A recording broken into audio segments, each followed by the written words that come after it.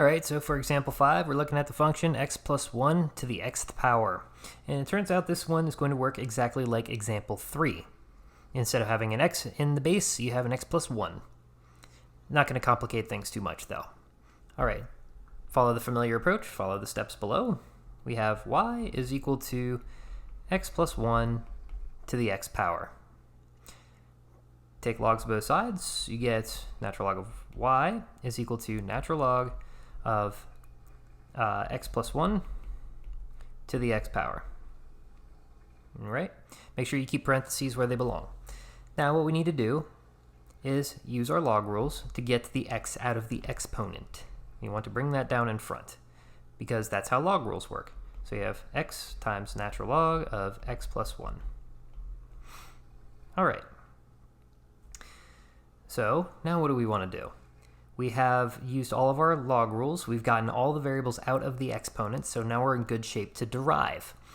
So doing the derivative of the left-hand side, we get y prime over y, and then that is equal to, okay, in order to derive the right-hand side, we need to use the product rule because we have a function x times another function, natural log of x plus 1.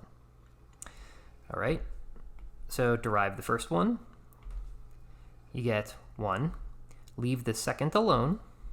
So you have natural log of x plus 1 plus, leave the first alone, derive the second. So we have 1 over x plus 1. Because the derivative of the inside of this function, this x plus 1, is equal to 1. So there's nothing really to multiply by. All right, simplifying just a hair, we get natural log of x plus 1 plus x over x plus 1. All right, the goal is to find y prime. So what we're going to do is we're going to multiply both sides by y. So you have y times this, so these cancel, and then you have this times y on the right-hand side here. Rewriting a little bit, you have y prime is equal to natural log of x plus 1 plus x over x plus 1 times y.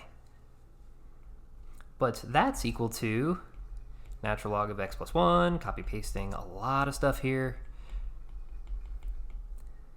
times, okay, what was y? Y was x plus 1 to the xth. So that's what we replace our y with. We have x plus 1 to the x power. There are no more y's in the right-hand side of the equation, so we are done.